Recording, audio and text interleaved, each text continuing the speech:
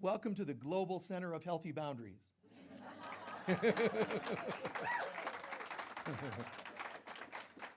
Welcome to the Global Center for Christ Consciousness. Centering, please.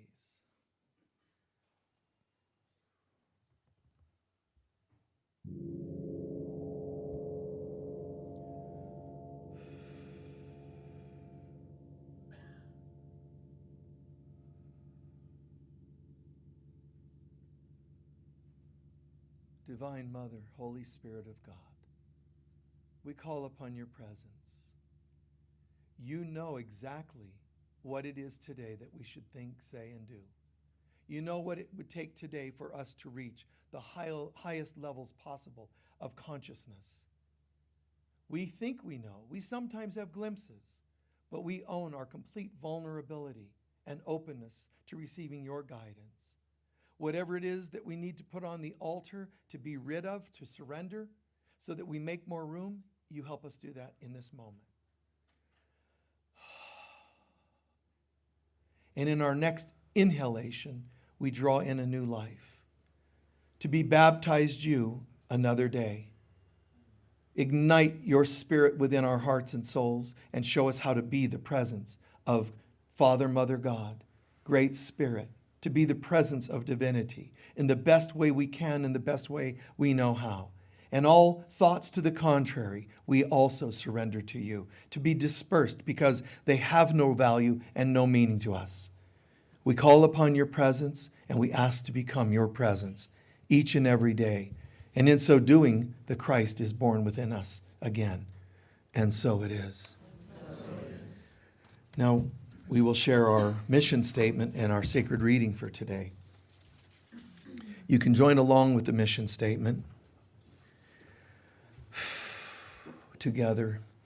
The Global Center for Christ Consciousness is a spiritual center for students and masters on the spiritual path.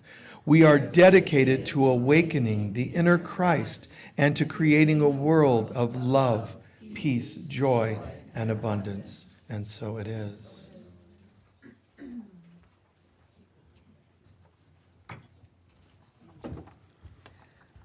By Paramahansa Yogananda. Whatever it is that you fear, take your mind away from it and leave it to God. Have faith in him. Much suffering is due simply to worry. Why suffer now when the malady has not yet come? Since most of our ills come through fear, if you give up fear, you will be free at once. The healing will be instant. Every night before you sleep, affirm, the Heavenly Father is with me. I am protected.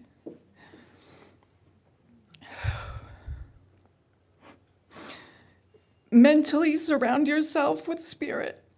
You will feel his wonderful protection when the consciousness is kept on God. You will have no fears. Every obstacle will then be overcome by courage and faith. And so it is.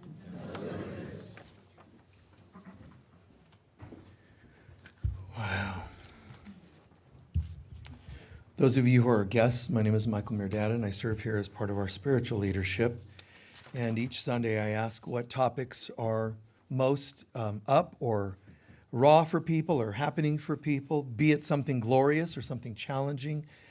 So check into your heart and soul. Please, ask the universe for some help, some guidance on whatever topic, and let me know what the topic is. Miracles. Shifting into new earth energy. Hold on.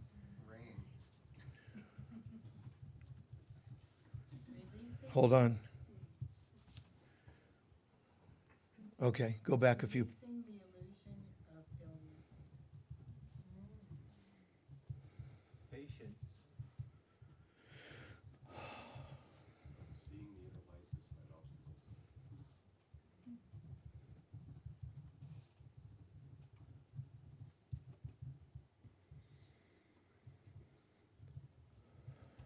Okay. Anybody else? Self-forgiveness. Warrior for God and self-forgiveness.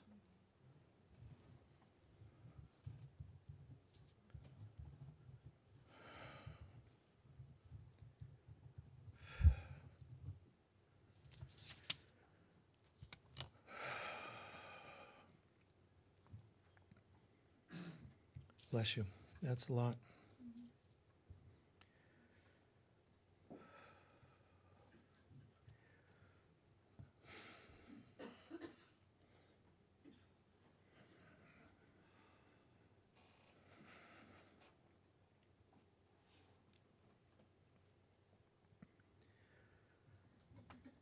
A wise man once said, "This world's an illusion, albeit a tenacious one." It seems so real. Yogananda, in his beautiful way, summarizes it. It's just a dream. It's just an illusion. But a dreamt head bumped against a dreamt rock brings dreamt pain. It's a great way to summarize this world. And I'm sorry, I know it seems real. I know horrible hurts have happened to some of us more than others, but even the most mild neglect is hurtful. It's painful. And no matter what we've experienced, no matter what struggles, whatever pain, it all reflects one original causation, one original problem, challenge, and that is that we believe we're separate from God. No matter what else happened to you, it all reflects one original problem, that we're separate from God. My feelings of loneliness, lack, limitation, whatever it is, abuses. And when I'm angry and abusive and hurtful and aggressive, forgive me, I know not what I do. But why did Jesus say that as a suggestion to us? Forgive them, they know not what they do. What does he mean? He's saying everybody's in pain. When people are in pain, they shout, they scream, they react, but that doesn't mean give into it and encourage it. Sometimes saying no makes them sit and contemplate that maybe they were going too far in their lives. Someone's got to say no. This person's cheated on 5 wives in a row. The 6th one said it once, needs to say, if that happens, I'm going to drop a brick on your head when you're sleeping. I'm kidding. But somebody's got to say that isn't going to happen. Do you understand? This is not okay. I remember an actress that I worked with, and she was going to marry an actor that's notorious. Everybody knows who these people are if I told you their names. Notorious for cheating. So the first thing she did, because there's all the, I love you, I would never, and I've heard about you. So she actually put it in the contract that if he were to cheat, the first thing he's got to do is write a $10 million check. $10 million. I'll marry you, dude. My God. I'll be banking on you cheating probably the first day. I can cash out and go on my way, So smart, so ingenious. $10 million in the prenup, It's okay for us to say no and sound serious. There's a musician, a lot of albums. There's this this look and everything. He's so sexy. He's going, it's funny that people perceive that, because I was giving the look to the camera that I used to give my students when I was a school teacher. His name's Sting, and it would be this. And that's what he, teaching, and they interrupt. He'd give them the look, and they just, it's just a look. Just a look to an animal that's trying to attack you can make a difference. What is the look? It's external. The look is an externalization of an attitude, of an affirmation of not today. So a lot of harms have happened in this world. We can just try to deal with it at a surface level, one way or another, soothe it and all that. Boundaries are important. Working on the issues, going in there and working on them is important. But it's also important to, if you want to grow deeper, greater and greater spirituality, you have to shift at some point from what's happening on the external level to the inside, which is really, this is all about my belief in separation.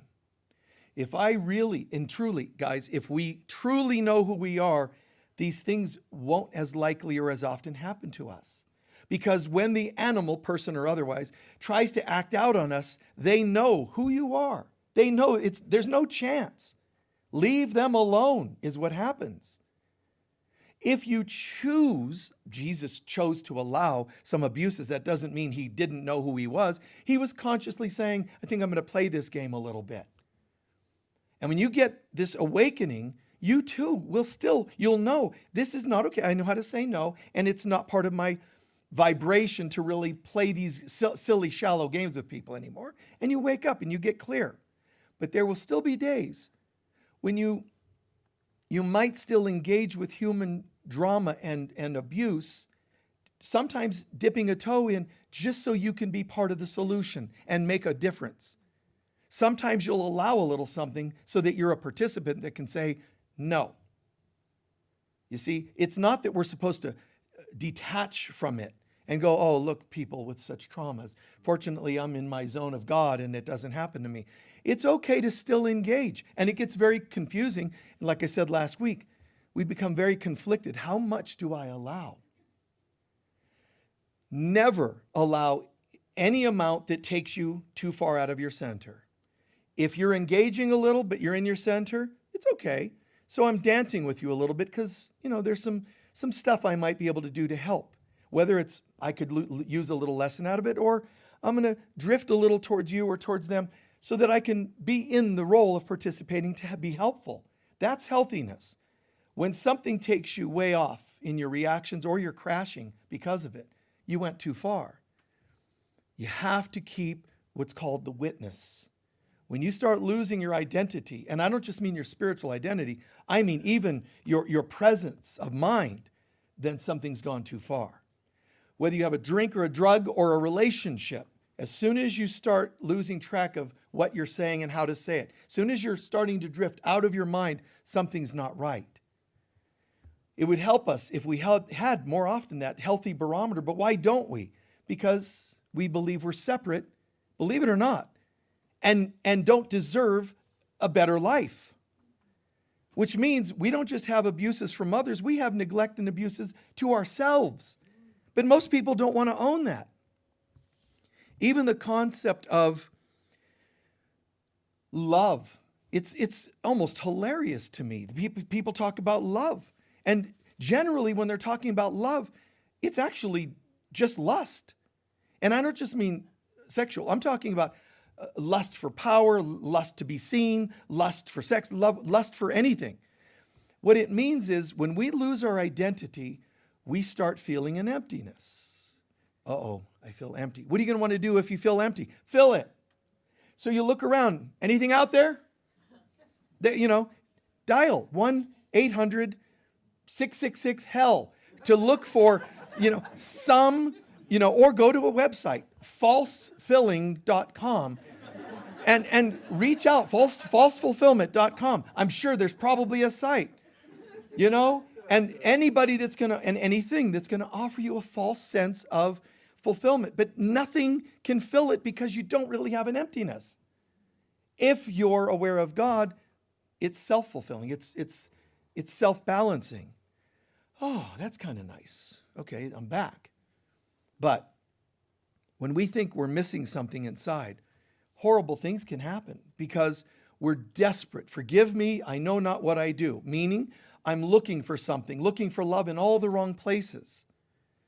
And the world cannot offer you anything good. Buddha and mystics call this craving. It means lust, but again, don't just narrow in on one kind of subject matter around lust. Lust it means the craving, the need, the strong neediness. And it hits us in a lot of different ways. You can have lust of the body, and that would mean I need to know I'm okay. Let me check my bank account. Whew, I feel better now that I see plus signs. Refrigerator, okay, I got stuff, good. We actually can be on that level just as soon as you know you have stuff that you're okay. Some people actually equate having stuff with being healthy and okay, which is the last thing you want to use to determine whether you're okay. But people do it all the time. So there's physical versions of lust, even chemical levels of lust, need. because it's like an addictive thing. In alcoholism, people are often told there's a chemical component to alcoholism. Right, but the chemical component is just a materialization of a psychological component. I believe I'm lacking something, and then the blood complies. Yes, and you know what'll help is something to numb us or something to stimulate us. So we have physical versions of this, and of course we think it's chemistry, and some people even say, well, it's normal to have human desires. Well, wait, that's only normal if you're human. What if you're not just a human being? What if you're a spiritual being? It's no longer normal because now your spiritual self is going, what are you talking about? Craving. I just need to be held. Really? My God, I'm greater than the size of the universe. Really? I mean, the whole universe is only a blip in my mind. I'm that great of a being, and I need to be held? Seriously? I'm not saying don't do it and to deny that. I'm saying when you realize who you are, it becomes kind of funny. I don't need to be held. It's not true. What do you need to be held with? A body? There's no such thing as bodies. They're holograms. I just need your hologram to come over and hug my hologram. But it's a hologram. That's like saying, I'm going to get off at looking at two light bulbs with the light shining on each other. Really? Is that really that stimulating to you? Oh man, there's something about light bulbs shining light on each other. That's all we are. We're light bulbs. It's just a hologram. It'll get better, I promise. Just give me a minute. So the whole physical notion of need and craving, stop. Stop when you have to bite your neck and all that. Pause. Be still and know the I am presence of God. I'm not just talking like become a monk and meditate. There's another way of looking at this. So the physical urging and craving is just one version of me being off center. There's emotional craving. Tell me, that I'm the best looking person you've ever been. Tell me that that I'm the most important. That's emotional craving. And that tells you something about me. There's versions of intellectual craving, such as, look at what I got. Something to look at, like a little idol, or that's the mental chakra version of craving. And all the cravings of the lower centers are originating in us forgetting who we are and therefore needing to fill it. But it's all ego-based. There cannot be a solution trying to fix something that's at a higher level with things of a lower level. They can't fix it. The saying, Einstein, you can't fix a problem with the same mind that created it. You've got to go to a higher place. So let's go to our heart center. Well, that's a good idea. But the problem is, if we believe, even in our heart, that we're not in the presence of love, that we're not illuminated by the presence of God, even the heart center can feel empty. So now, it's easy to try to use the lower few chakras for versions of fulfillment. I mean, a quick drink and you're already altered. Smoke something, take something, and you're already altered. So it's easy to seem to fix yourself and have your problems go away. One of you is asking about, dealing with issues, not buying into them too much. Well, that's like that. These quick fixes, they don't fix the problem. As soon as you sober up, it's still there. And the heart center is really at the root of it all, because the heart center is going to determine what I really believe about myself. Every little belief I have that I am separate from God says something else, which is I'm unlovable. Down in the lower chakras, some people have really physical cravings, and they think of passion as being something really almost carnivorous on a sensual level, just like aggressive. That's fine. But the next time somebody wants to manhandle you like that, just where's it coming from? Do you understand that some people want to be more aggressive, whether it's in their conversations or in their sensual interactions? Do you understand that it comes from a place of, I want to be hurt or I want to hurt you?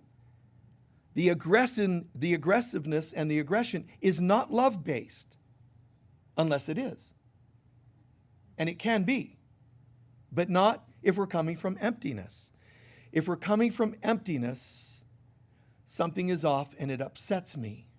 But I'm going to make that go away because I'm going to have passionate intercourse with somebody. Well, just because they show me how badly they want me, it doesn't actually fill anything. What you want to do is learn to say no before you say yes. Learn, pause, who am I? If I can turn all this around, and here's how it's done. If I learn to walk in the light of God, if I learn to be in a state of grace, if I learn to commune with God more, it's going to sound strange to think God and sensuality, or God and playing sports and whatever you do in life, things that seem like they can't have God. Boxing, baseball, or whatever, primal or mundane things. You can bring the light of God to those places. The fact that we don't know how or feel conflicted is already telling us some symptoms of how we don't know it yet. But it's beautiful. You plug into God regularly so that the light of God is shining into your heart and soul. When your heart and soul feels that enough, it starts to well up and my cup runneth over. And then it pours into my lower centers. Now, I don't desire to do you. What a weird thing to say. I want you to do me. Do you know that that's an act of aggression? I want you to abuse me is what it means. I'm not trying to spoil your love life, but listen. And I'm not talking about, from now on, just, hello, beloved. Let's just, real simple. They call it missionary sex for a reason. No, it's true. Because the missionaries said you're only allowed to do this in one way, in one position, and for one purpose. So, some of us were so traumatized by it, we're trying to make up for lost time. What are you going to do?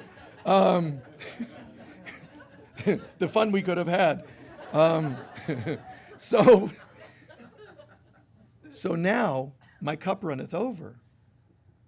And I start to not desire you to fill my emptiness. What happens is I start to feel so full, I desire to share this with you. Look at the difference. One is to take it from you to make me feel better. The other is, oh my God, do you feel this? What kid on Christmas finds their favorite gift under the tree and goes, okay, I am not happy. I am not happy. You should want to. It's okay to feel that aliveness. Like, oh my God, oh my God. And you want to share it. And then that takes the form when you descend down to the lower centers. You're allowed to be in the lower centers. You have them. Bring spirit into them. And how to do that? You bring that light. You bring, and it's called passion. But it's not a neediness. It's a fullness. You see the difference? It's amazing. Because the action could seem the same. You can have passion, you can have passion. One coming from emptiness, one from fullness. They might look to the ignorant the same, but if you could see the energy, if you could see the aura and energy systems of people doing it one way or the other, you can tell the difference. Energetically, big difference. One, oh my God, it's like a nebula, of energy. Just, it's love. Now, unfortunately, a lot of people haven't tasted real love yet. So if you learn to plug in and bring love to all that you do, I don't care if you're a school teacher and you bring real love to the classroom, you bring real love to cooking, and you bring real love to partnership. When you bring real love, it is noticeable, it is palpable. Even the densest people go, there's something different here.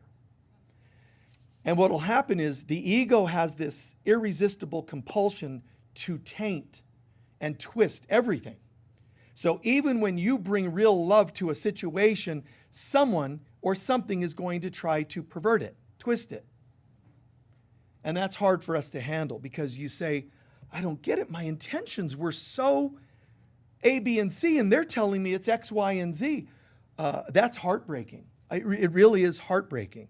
It's very hard on our hearts and souls because we're going, oh my God, I feel it. It's like Magdalene. She sees the tomb, it's empty. She sees Jesus before anybody, and he says to her, chill. She's getting all excited. He's like, wait. Chill, relax.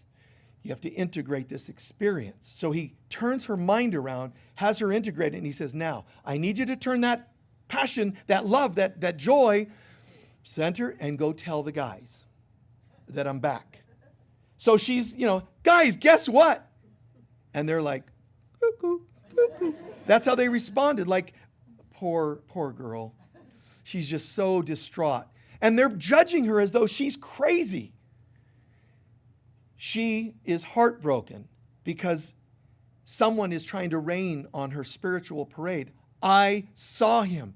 And they tell her it's not valid. You see? Fortunately, she at least had the wherewithal to say, you know what? He told me to tell you. I told you. I did my job. Goodbye. And walks out. You understand?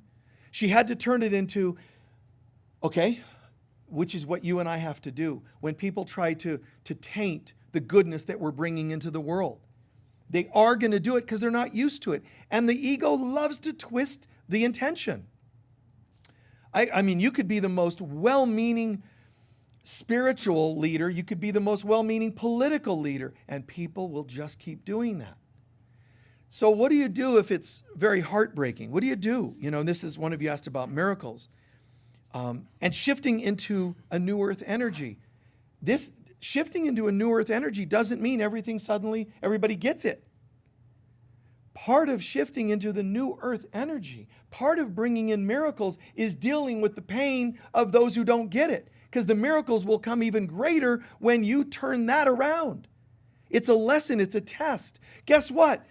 God exists. No, it doesn't. Oh, you're broken. That means your spiritual muscles were too weak. You have an option. I'll never speak again. I will never, ever shine. I'll try not to smile. Magdalene could have said, I hate men. And, just from then on, just held on to the grudge and hatred and, 800 lifetimes, go to a therapist and finally find her voice again, etc. Or she could say, you know what? Not today. I've been up this road many times. I'm not buying into it. You and I have to have that conviction. The ability to say, no, actually, this is real. I know it's real. I've had, people tell me how, Michael, I'm reaching out to you. I saw you online and I know you can help me because I'm kind of a fundamental, whatever it is, Baptist Christian, blah, blah, blah, blah, blah. And I had this weird vision, near-death experience, or I had a vision of God. Jesus spoke to me. So I was excited. You're supposed to be. It's because it's an exciting thing. And I went to my pastor, minister, whatever, and said, guess what? Oh, my God, I saw Jesus. And they said, no, it was the devil. And they get heartbroken. Now, there's all kinds of things that I think of telling them to tell their ministers and pastors. There's all kinds of thoughts, and I have to comb through them and say, that's probably not the right one. That's probably, even though it would be accurate to say, you sometimes have to shake the dust off and walk away. But it is hard when your partners say, I don't buy into this, I'm not interested. It's hard when your children say, Mom, come on, we want a normal mom. Take us to soccer games, not to your coven, We don't want to hear about what phase the moon is in, Mom. My friends get all weird when, oh God, your mom's talking about phases of the moon, and my mom says your mom's possessed. It gets very gross. It really does, and it's kind of traumatizing to have somebody stomp on your heart when it's swelling with the joy of God. So you have a couple of options. One, don't let it swell with the joy of God. Just drink. Do things people go to tractor pulls and tailgate parties and just act like there is no thing beyond this. And then people won't shame you too much. You're just tailgate partying with them and everybody's getting stoned and you're all in the same boat. You have that option. But I think most people that wake up don't want to go back. So you have another option. Be a little more tactful about how much you say and where and when and, to whom. Now, some of us say, but that's concealing my voice. Be careful, because the ego will even encourage you speaking too much so that you get shot down. It will happen, even when you're in your greatest center, that some people will get triggered by your goodness, by your love.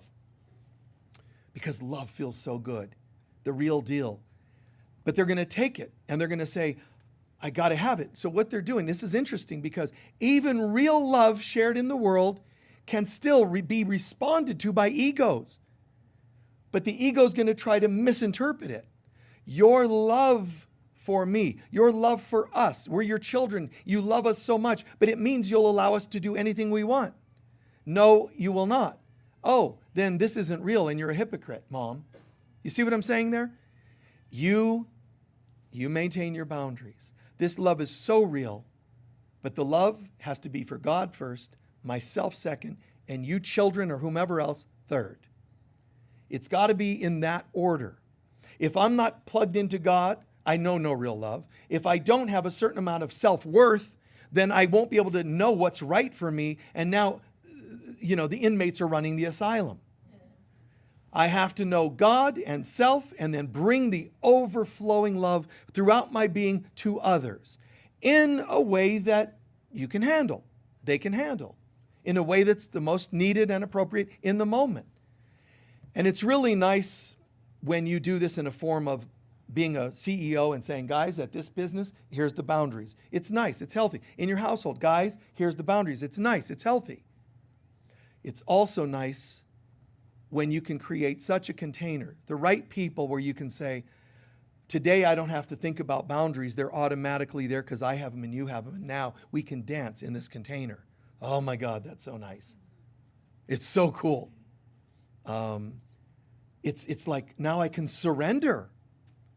Sensually, financially, verbally, I can sing. People, none of it matters because I have a container. My friends know that if we're all out there trimming trees, they'll know, oh, he's singing, and it's kind of inspiring to them. It inspires because you have that container. People need to know that you're that awake, but you can't preach it to them. You have to bring that presence and choose to create other people in your life that know how to hold that container. If they don't know how to hold it, you're not going to be safe to come out. I'm not saying that they're bad people. I'm saying energetically, if people don't know who you are and what you're about, technically the container isn't safe for you to come out. And it's very, very strange to learn these things. What is real love? Am I allowed to still just what? Date? Sure. Have it come to this place. Well, yeah, but I don't find very many people here, so I just have to go out there. That's not healthy. Is that what you want? Does that sound like it resonates with love of God and self? Well, no, but oh, yes, you do. And you should put that, on your shirt. Needy now when you go to the nightclub so that people know exactly who to zero in on and save some time. Just go home right away, needy now. I'm there for you, baby. People think because they feel love that it's automatically a spiritual experience. No, it isn't. You have to be spiritual for it to be a spiritual experience. What does spiritual mean? You read a book? No, connected to God and self. You know who you are. You're growing this day to day, every day, growing this, integrating this experience of who you really are. But some people are like, no, but I felt a pitter patter in my heart, so I know it's real love. And this is not the reindeer of Santa Claus coming to your house to bring you Christmas joy. You're having heart palpitations because your soul is saying, don't do it. Don't do it. Thump, thump, thump. Don't do it. Run. And you're like, this is clearly love. God. Oh my God. This world lies to us because this world ceases to exist when we wake up. So it has to lie to lull us into illusion, into believing. Again, one of you is asking, how do you know these things? How are we to live this when the world says otherwise? You start with realizing that's exactly what's happening. The world says otherwise. You have to sit with that. That way you are waking up and realizing, oh, just because someone seems to have power, just because someone threatens and they have more money to beat me in a divorce, or just because they say and the world says and does, doesn't mean it's true. The number of diseases that go on, you have to wonder sometimes if the quantity of new diseases that go around in the world isn't proportionate to the number of advertisements for medicines. You know, you have to ask yourself, like, that's interesting. Because, you know, I didn't have an itchy shoulder, but I'm watching TV, I'm watching The Simpsons, a commercial comes on. Do you have a shoulder that itches? Now I do. It could mean you're going to die any day now, unless you take 5 of these a day. You know, and then might cause paralysis, eye irritation, and it tells you this list of things. Like, why would you want to trade the shoulder itch, which you don't really have, for all these, you know, killer disease things, side effects from the medicine they sell? You know, it's like, no, I'm okay. And it's interesting because when you sit with these things, and it's not just the itch, the disease, it's also romance. Everything on the world, you know, everything in the ads, they're selling you constantly romance. Look at the number of ads where somebody's, and they all have chiclets for teeth. You know, these beautiful, square, shapely, white, you know, and every bright-eyed, and, you know, and like they just always look like that because they're in love. Once you find the person you're looking for, DesperateHookups.com, you know, come to our website and you'll find your soulmate. And everybody, oh, I knew there was a chance. But guys, that's emptiness looking for fulfillment. Well, it still sounds better than a commercial that would say, spend years getting yourself together before you think about companionship. Who would want to go to that website? You know, who would want to engage? Yeah, you know, who would want to engage in, you know, suckstobeyou.com. It doesn't sound promising. The world, the ego strokes, it's all about these promising things.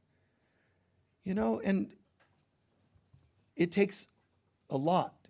It really does take a lot of tenaciousness and strength, inner strength and willpower to say no, to fast from what the world seems to offer, the lies, the false fulfillments, the, you know, foods that will do this, diets that'll do that. I mean, enough, you know, enough. None of this is real at all. What they're promising isn't real.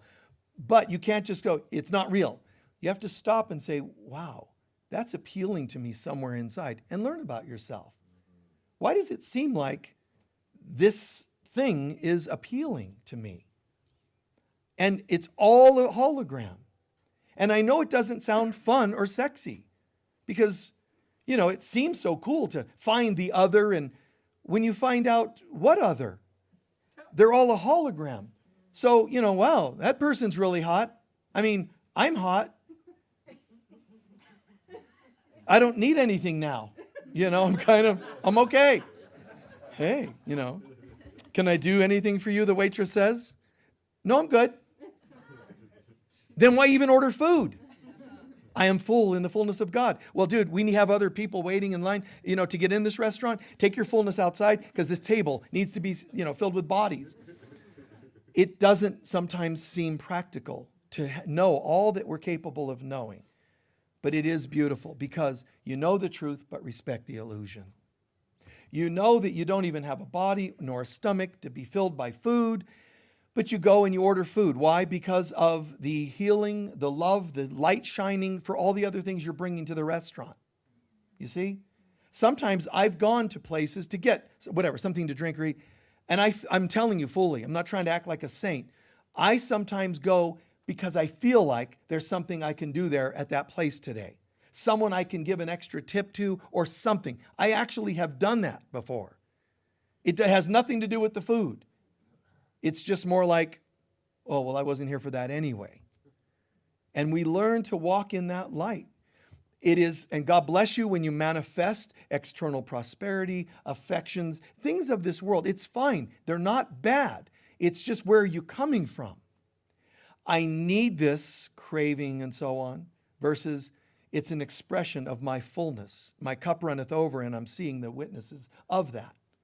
People say, oh, I really love you. Man, you're so beautiful, you're attractive, whatever it is. True, but are you going to want that as an ego stroke to make you feel better, or do you see it as a reminder that you're doing pretty well? You see what I mean, the difference there?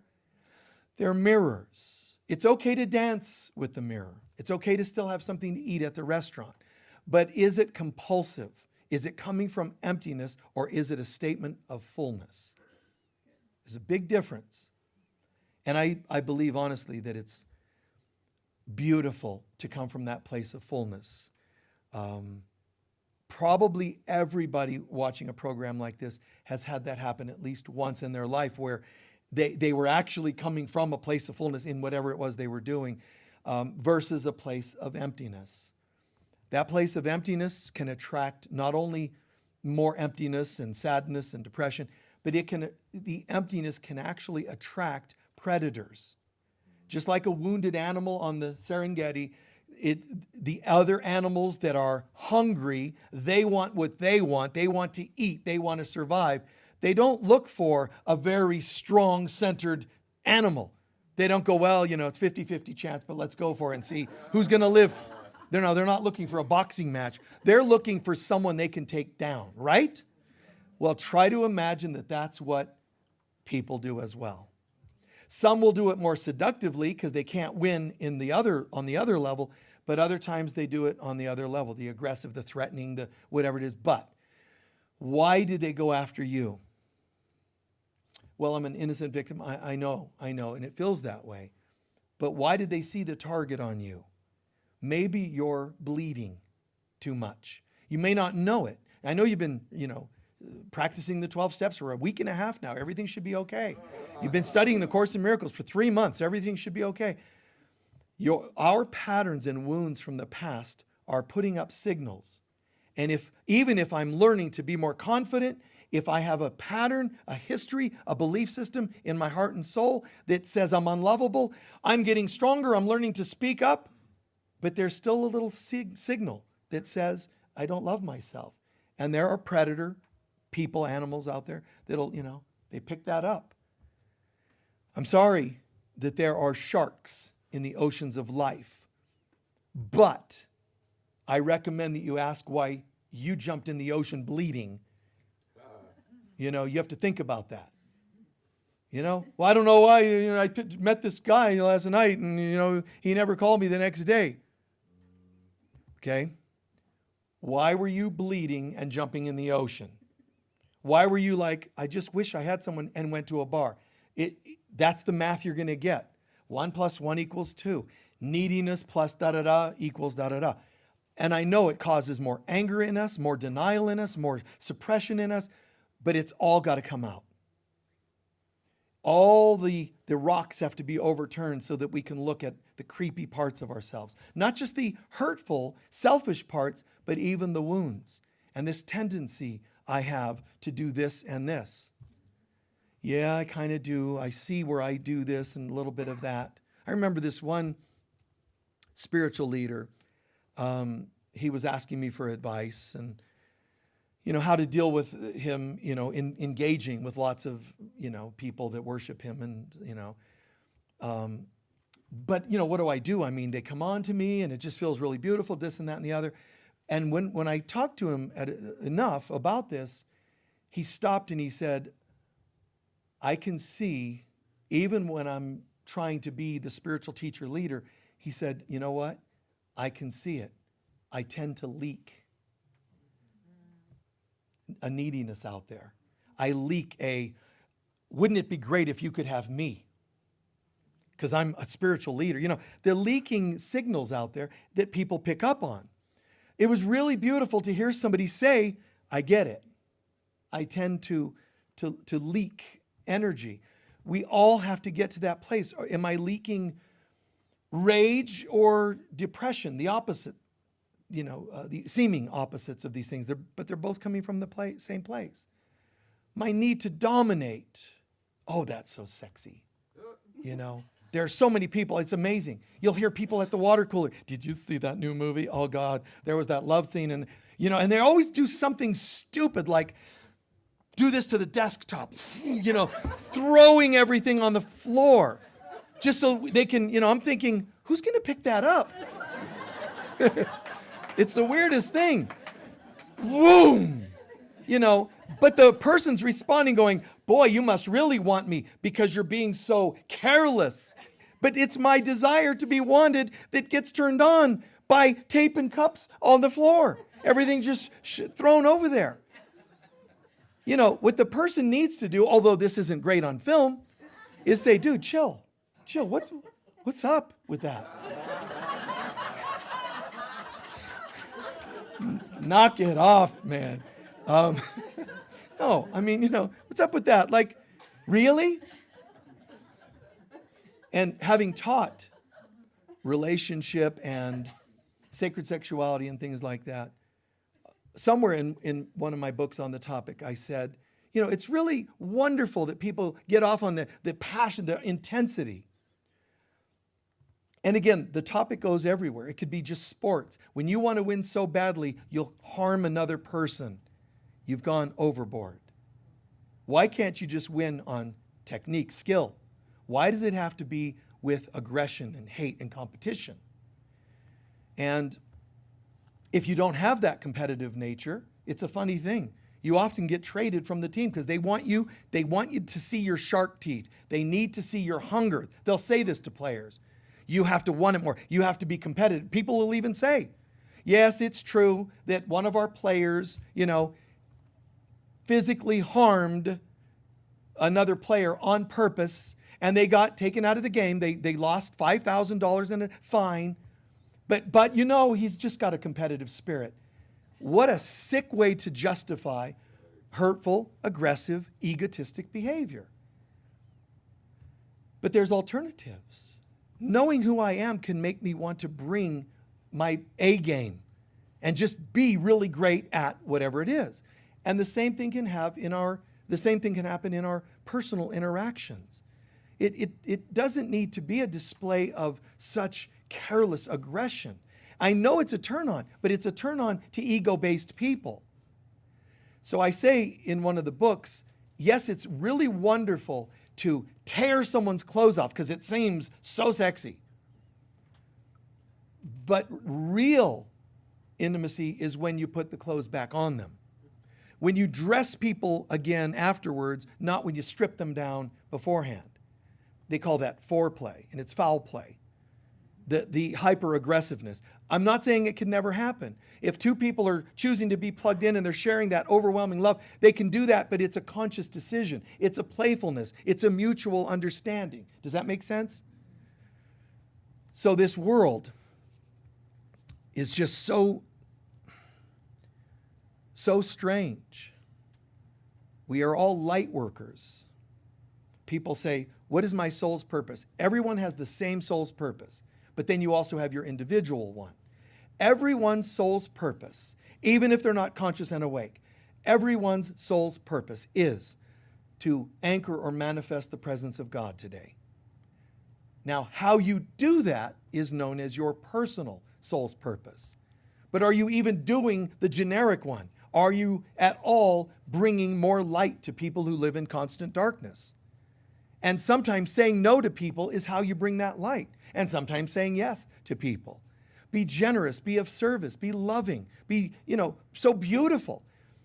If your cup feels a little unfull, if you don't feel that presence and you're hurting yourself, let that be part of your prayer today. You know what, God, I want to go out there and make a difference, but I don't feel it. Today I'm hurting. And God can say, take 5, take a break. Take the day off, because what will happen is God will now bring you people that are looking for their soul's purpose to help you lift up again. We have to understand it's a loving, caring God. You don't let God down when you don't shine your light enough. Shine it and shine it and shine it if you have a light. If you have a candle, shine it in dark places. But if the candle has burned down and now your hand's on fire, put it out and take care of your burnt hand. It's okay. You're not doing anything negligent to not keep trying to make a difference in everybody's life. Take a break. Sometimes just take a break. Breathe. Recalibrate. And what's amazing is when we do that, it's almost like an exhale waiting for the next inhale, and the inhale is like a symbol of more life. New opportunities. When I do that, if there's a stuckness on a project or something, a book you're writing, let's say, and you don't know where the next chapter is going to be, whatever it is, where your keys are when they're lost. You step away from the drama of it and you clear your mind. It's kind of like saying meditate, but there's not a goal per se. You're just for a moment, clear your mind and breathe. And just have an attitude, a mind of openness. And in that, the Spirit of God can come in. And when it does, it doesn't give you irrelevant things. Because the presence of God knows all and is all. So when I get my mind quiet and put everything aside, the presence can descend into me. And when it does, all of a sudden, oh, I know where the keys are. All of a sudden, oh my God, I know what to write for that chapter. Anything, Edgar Casey said, you can know anything through meditation. Lost car keys, past lives, whatever it is. And I'm just saying it another way. Instead of just directed meditation, I'm saying just passive, that's enough. I've changed what I could, and now I need to accept what I can. And in that calmness, in that peace, something new can fill us. And it can become an instant light bulb moment, or it could be whatever else. A sense of peace, it could be direction, it could be a new idea, it could be words. Don't try to know what it's going to be. Just marvel in that's what a miracle is. When something was taking a certain direction and it was not going well, when you have a hill behind your house and there's a rock rolling down that hill. There's a certain trajectory and a certain way you can go, this isn't good, is it? A miracle is when that rock, based on physics, should be hitting this house in about 3.5 seconds based on its speed, picking up speed, trajectory, the whole thing. And there's nothing in its way. That's a prediction of a problem. A marriage that's going to come to an end, an argument that's going to start. We have these all the time, but we don't choose to see what's happening. We wait till it wipes us out and the house and go, God, why? And God's like, didn't you hear the thunderous sound of it? Didn't you notice the roar of it and the movement, the mass of it? It's 4 times the size of your house. What, did that ever occur to you? The word run. I sent the word run into your mind. And you heard ner. Because you twist everything that I tell you. I said run. You're like, ner. Boom. Anyway. So there's a trajectory. You know what a miracle is? Is when something a negative, traumatizing, hurtful event that should have no reason to not happen, doesn't happen. Something changes the experience. You said this, I said this, here we go. We're building to one of our arguments. God help me. Yeah, and I really like that about you. You do? Yes. And it all changes. And the rock is coming down the hill, boom, boom, boom, boom, boom. And I'm not saying you shouldn't run. I'm saying a miracle, metaphorically, is that that rock should have no reason to stop between where it is and your house. And yet somehow it stopped. It changed direction. Nobody knows why. There are millions of these stories out there in the world of people describing something that should not have been prevented. It was inevitable. A bad traumatic thing was happening and something happened. They saw an angel. They heard a voice. All of that is fantastic. And it's something we all deserve, miracles in our lives. But on some level, you have to believe that you're deserving of that miracle. You can actually, even a miracle coming from God, you can actually say no and refuse it because of your stubborn pattern of experiencing trauma. One way we do that is to try to control the miracle.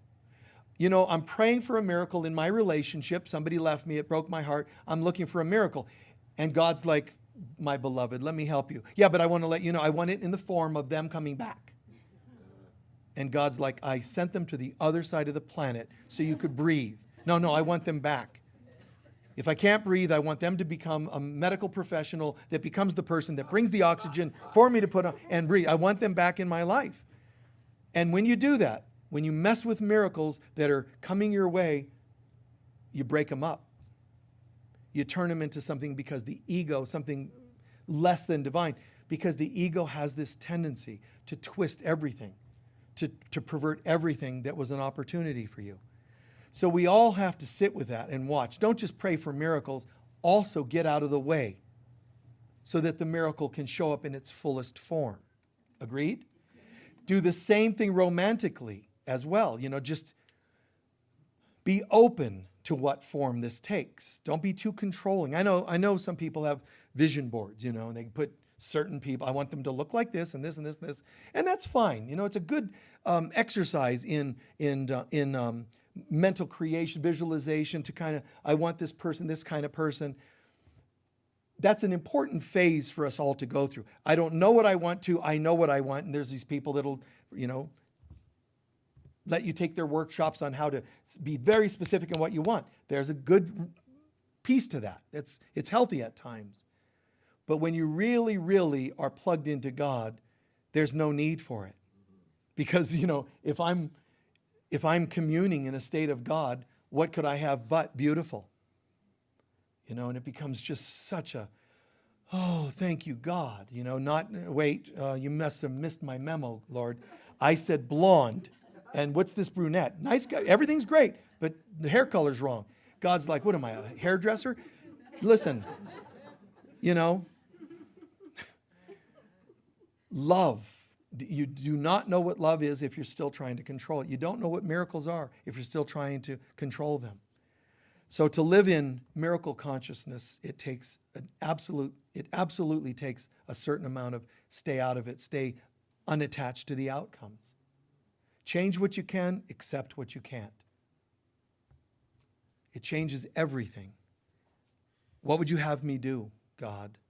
Where would you have me go? What would you have me say? And to whom? It becomes this, I'm a channel of God. I'm a channel of the Lord. Now, you don't walk around saying these things. When your bank says, you have a check that didn't clear, do you realize who you're talking to? I am a channel of the Lord, I don't think that goes well. And I don't think it goes well at family reunions and class reunions. We were getting stoned, remember that back in 10th grade? Well, now I'm a channel of the Lord. They're just going to say, whatever you took, it must have been really good because, wow, you're out there. They don't really put it all together. And it's in your knowing. It's in your humility, not in how much you tell people about this, but in the humility. All these questions, releasing, illusions, the illusion of illness. Well, first of all, I don't want you to deny illness. I don't want you to say, I was told how illnesses are an illusion. Stop. For a minute, just be sad that it's there. For a minute, I know I want to be over it, but just for a minute. How's it feeling? Because if being sick, I'm only hypothetically saying this, if being sick comes from you feeling like you failed to heal it, if it comes from, how do you feel now being sick? Like I'm not spiritual enough. I need to find out what past lives brought this about. See, I'm grasping. I'm looking for reasons. The answer is actually, it doesn't matter. Sometimes it helps to know, but right now, the first step is, I don't know, it doesn't matter. Right now, I'm just feeling what? Sad.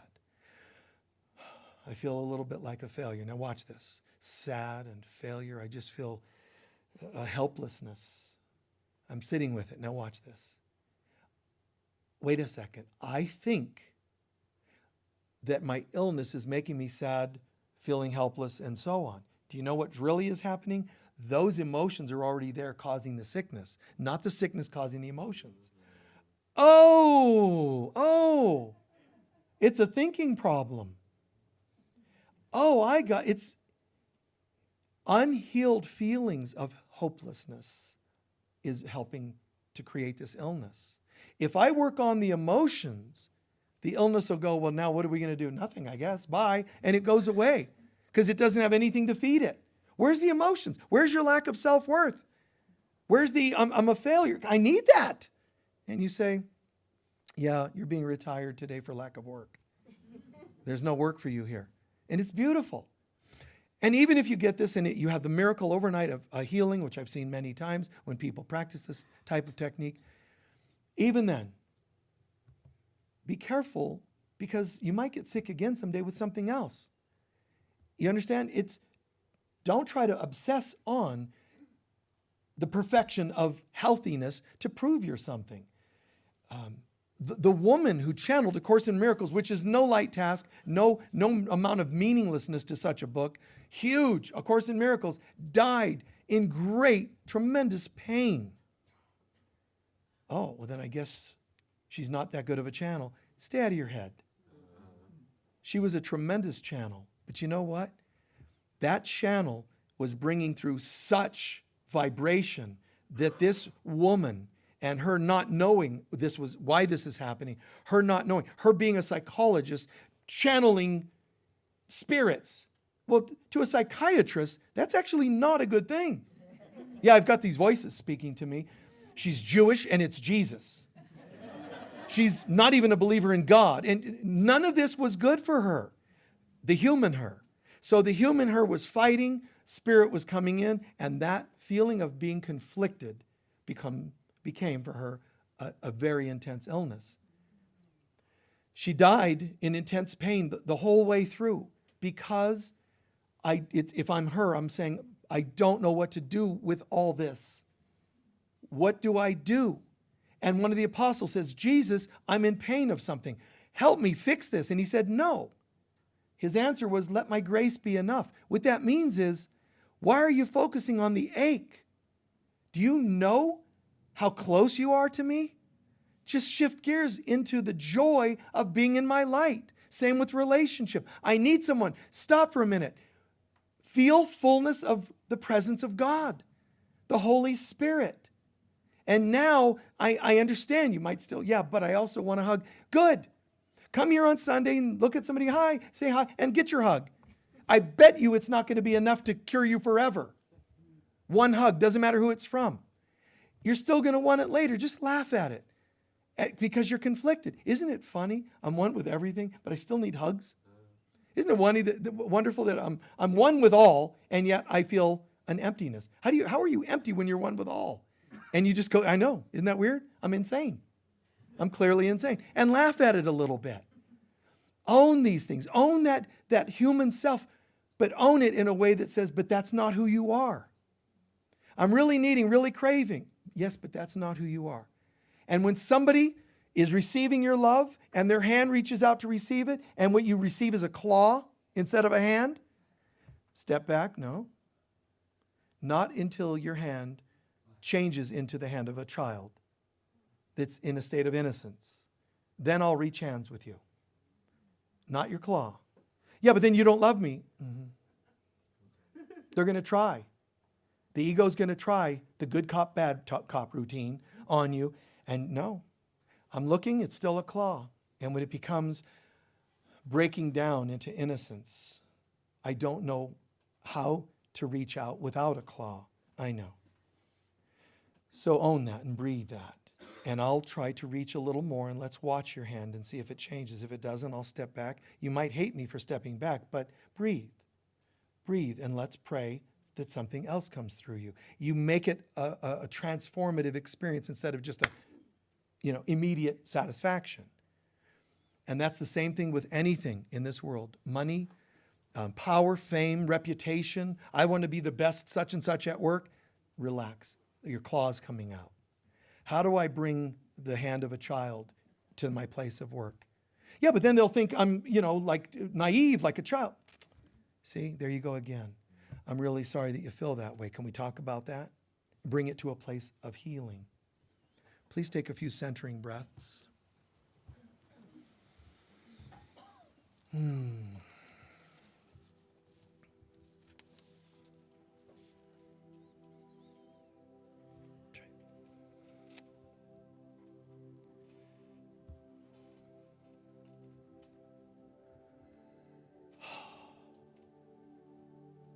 Just sit for a moment.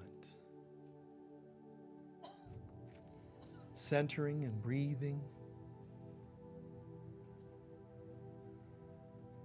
Just consider, any way that you've interacted with anyone, business, grocery store, partnership, anyone, anything. Just anything that the Holy Spirit brings to your mind is a good thing to look at.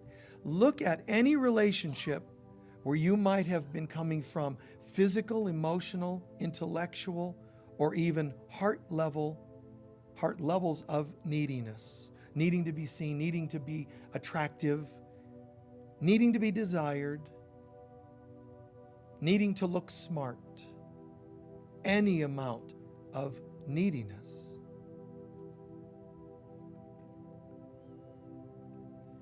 Takes honesty.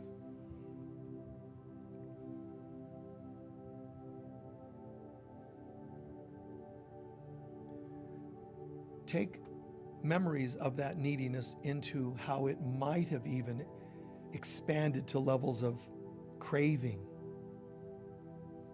Craving. You might not associate that word, but not just needing a little attention, but really needing it. I want that attention. I want that achievement. I want that person to say yes if I ask them out. I want the raise at work. Just witness how it might have become even a craving.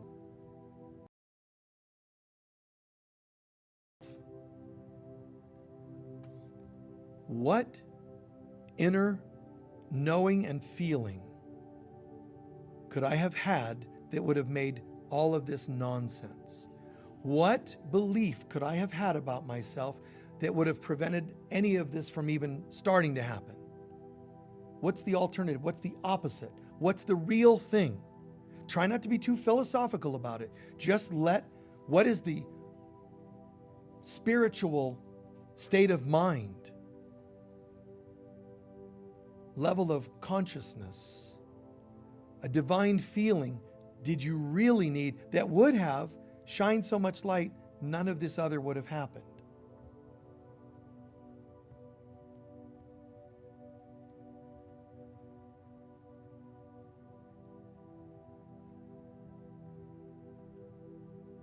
If you were desiring the healing of an illness, what's the opposite? Total wellness. Perhaps. Hear, see, witness what that word is, and then imagine it in the heavens, and you draw it through your head into your heart on an inhale as you hear the word. Do it once now. What is the word? Good. Anchor it in your heart for half a second. Exhale. Let it wash over your body totally. Every cell of your body, every gland, every organ gets washed in this light. Breathe in and again. You're hearing the word again. Anchor it in your heart. Yes. And exhale, washing over you. And so it is. Do it one more time. Fill up with the meaning of that word. And so it is. It could be a word or two like love and self-worth, peace and happiness. These things are there. It's who we really are, but we forget and we substitute these thoughts, these feelings, these divine affirmations with wounded thoughts and beliefs. Not today. You have the right to say no, not only to people, but your own invasive thoughts. We give thanks, Father, Mother, God, for hearing this, for experiencing this shift, that we can call upon your presence so easily and so immediately it pours into us and fills us up. And so it is.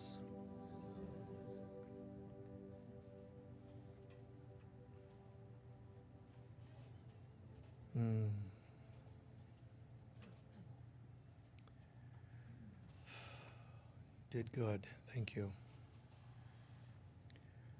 The presence of God is so immediately here, and we forget because the presence of the ego is just constantly interrupting. There's a song most of you would know. It's called Hey Jude, and in there's a line, the movement you need is on your shoulder. To Paul, who's kind of a Gemini and perfectionist and all that, he writes it, and wow, great song I wrote. He tells Lennon, who's a bit more abstract, poetic artist, and he says, yeah, check out this song. And John's going, yeah, man, that's a great song. And Paul says, well, there's that one line I'm going to have to throw away. John's like, what line? Well, the movement you need is on your shoulder. See, the intellectual Paul didn't understand his own channeling. The movement you need. And John goes, what's wrong with that? And Paul goes, it sounds like I have a parrot on my shoulder. It makes no sense. To the logical mind, it makes no sense. And John goes, that's the best line in the song. It means the change you need, the movement you need, anything you need is as close as your own shoulder. Your own heart, your own soul. All that you need is right here.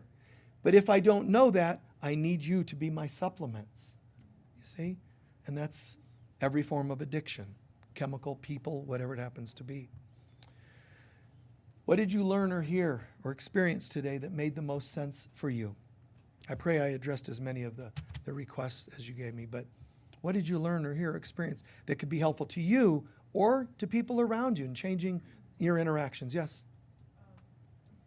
The meditation at the end was in alignment with my sacred reading today. Ah, And I did feel start to get choked up because of my overwhelming feeling of gratitude. How easy it is to just get out of the way and allow that to right.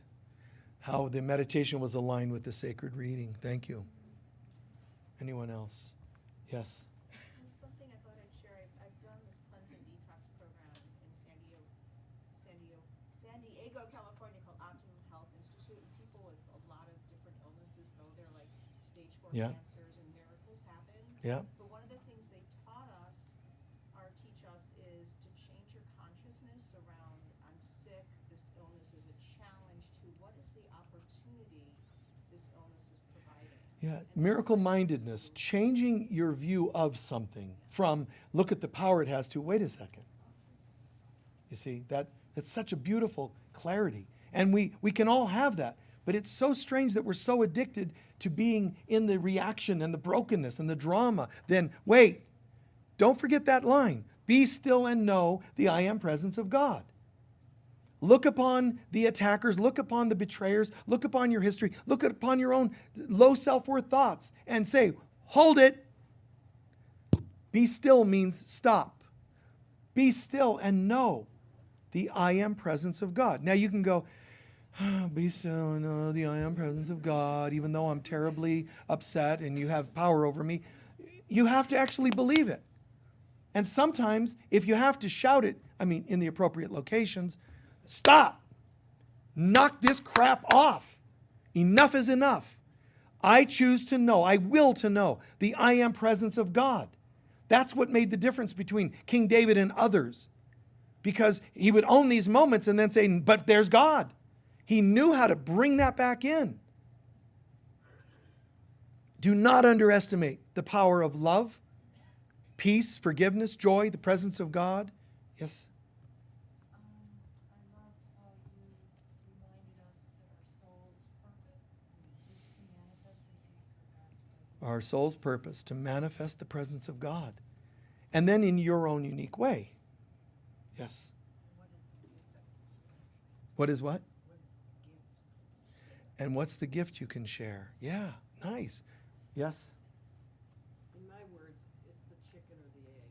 And what you talked about was the thought creating the issue, or was the issue responding to the thought? Right. The fact that in illness or financial issues, relationship, we think, I've been depressed a lot lately. Well, why is that? The counselor says, well, someone left me. And then they'll start talking about the person leaving and, addressing that, and taking you through the stages of healing. But wait, deep down, the truth is, how did it feel when they left? I felt betrayed. I felt this and this. I'm telling you, you already had those feelings and it manifested them leaving. I'm telling you. It's our soul's patterns that bring about the external things. The external things don't cause anything because there is no external. It's a hologram. If you say, I was really planning on being happy today, but on my soap opera that I watch each day, so-and-so left so-and-so. Bill left Sandy, and I just can't have a good day now. People are going to go, wow. You sound mentally off. And you are mentally off in this world when you think something outside, it's a screen. It's just I know it's three-dimensional, but it's a screen. It has no power. It's a TV screen. Oh no, but it made me sad today. How? It's a screen. Change channels. And people just don't want to know that yet because we still think there's a value in being the victim of the world instead of, oh, I get it now. It's a very challenging moment, that light bulb going off to where, oh my God, all of this is reflecting my beliefs of either being aligned with God or separate from God. The really beautiful things happening, thank you, thank you, thank you, my alignments. The things that aren't so beautiful, oops, my misalignments. One more, please. You had your hand up a while. Yes, dear. Hello, Michael. Hello. I've been coming here a long time. I've been here a long time. A lot of people here have also been here a long time. What I liked about today is you're speaking our heart to the world. Nice. You're sharing the message out there, and we all want this message to go to the world. And you say it in a way of love. Thank you. And it comes from us. Thank you. Through you, from others in Jesus. Thank you. God bless you and thank you. Thank you so much. And she's describing how I do what I do, and just open up, and I'm channeling what you need to. It's you. What it is it's the message from God through me to us. It's God, self, and others. All of that is in alignment as I do this. In most of my life, that's the case. There's moments I stray, but generally speaking, God, self, and others. Keep that in mind in your own life. Your children, don't just react to them the way your parents did. Stop. God, self, and others. Get together with God. Get yourself together and parent from that place. Not from your brokenness. That's such a horizontal, crucifying kind of concept when you come from your broken self. Go vertical. Ascend into higher versions of things.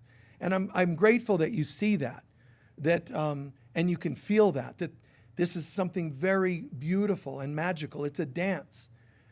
And I don't think that's the way most teachers and authors, counselors do things. This is the way we're all heading. We're all learning and need to learn to be better channels as the presence of God. Not detached channels who don't walk the talk, but integrated channels of this light. And not everybody will agree with every decision we make, every word we speak. I could make light of something, and somebody might say, "Oh, that's just so off." It's the Jesus would never. He's cool. He's laughing too. He doesn't mind. He's going.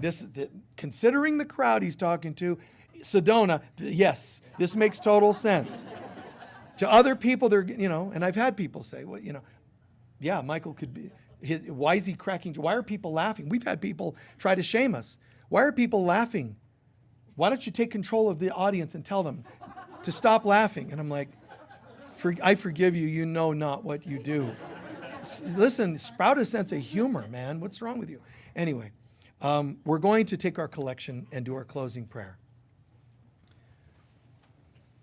Please be as generous as you can be. Your donations in the room go in the bags. Any extra donations for people of lesser means or special projects, those go in the baskets. Online, there's a button you can push as well. We're finishing up our project with the Mother Mary Garden. It'll be done by next Sunday, which is Mother's Day, so join us, please. But we'll have it done, and we have some really great surprises in store. Just that project alone, we were, just at first we were just moving a couple things in the yard to a new location. And then it's like, yeah, but what if we add a little, and then what? And now it's become a grotto and this whole experience, and it's gone from, hundreds to several $1,000s. So, we appreciate any of you who feel called to, and especially, those who can afford it and feel called to special donations to that. We appreciate it, and it's put to good use, so thank you. Hold your love offering to your heart with full intention. We'll share our prosperity blessing. It is on the paper on your seat backs in front of you if you don't know it, and it's posted online. Together, please, divine love flowing through me blesses and multiplies all that I am, all that I have, all that I give, and all that I receive. And so it is. Thank you.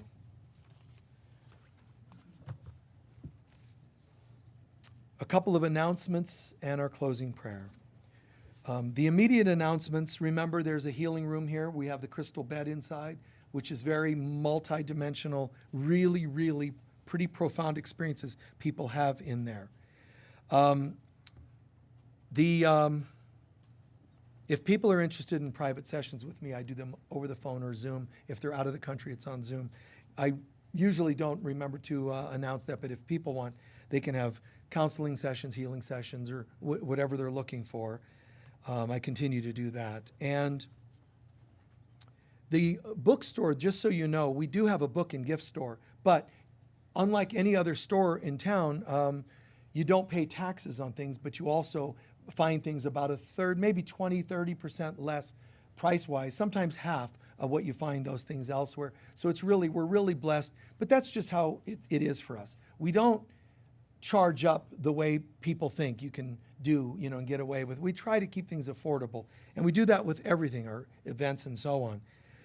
We have what's called the Enchanted Healing Room. It's just a block from here where people can sign up to have readings or healing, cranial sacral work, massage, whatever a person's looking for. We have flyers for it. It's also posted on our website if you want to know more about it. And let's see. If you missed the early bird deadline for the Daughters of Heaven, it's $25 off because it's not that much anyway for the conference. You can still get a good size discount for the next, the early bird discount, which will last a matter of weeks, and then it'll go to the regular retail fee for the Daughters of Heaven conference. If you don't know what the Daughters of Heaven is, please try to just hear the words and see how they resonate in your heart. There's a book on the topic in the bookstore. There's also a website. And you can also Google on our YouTube channel. You can look on the YouTube channel for, put in the search window Daughters of Heaven, because there's a couple of times where I've talked about the subject matter. Very profound, very magical experience. It's kind of like light workers who are feeling a particular call at this time in the world's development and at this time in the transition and ascension of mankind. But it's not about just being light workers, shining light and bringing people home. It's about learning to be the integrated presence of the Divine Mother. So it's very, very profound, very beautiful. There's a chaplain meeting. If you're a chaplain, immediately after service, we'll meet in that back room. Today after service, we have our spiritual mythology course. It's once a month. And it's the first Sunday of each month. So today, spiritual mythology, which is one that I conduct. It's on Zoom if you want to join us. And this Wednesday, it's every other week, we have what's called the Spiritual Mentoring Circle. I lead that as well, and that's here in this room. It's a circle of chairs, and we work on healing things that some of us in the room are struggling with, they want to bring up, but also learning techniques of how to help other people when they're struggling. It's pretty cool.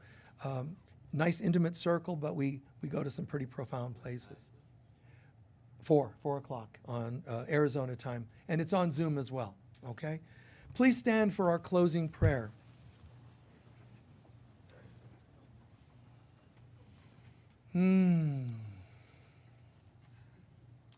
Feeling good? Nice. Grateful? Nice.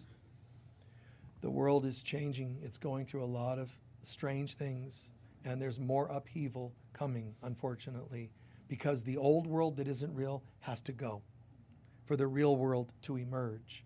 The new earth, as some people call it. The old one has to go then. And just sometimes it should be a very glorious process to birth into a new dimension, a new consciousness. But instead, we find just how attached our ego is to the old patterns by watching the way people react to these changes. Political nutcases, medical fears, financial craziness. Stop. Be still and know the I am presence of God. And you are the ones, we all, each of us on earth, are the ones that are supposed to be choosing to be that light in dark times. So don't buy into the fear and the hatred and the anger. Don't buy into the political pushing of you. Stop. Choose to know the presence of God. The light of God surrounds us.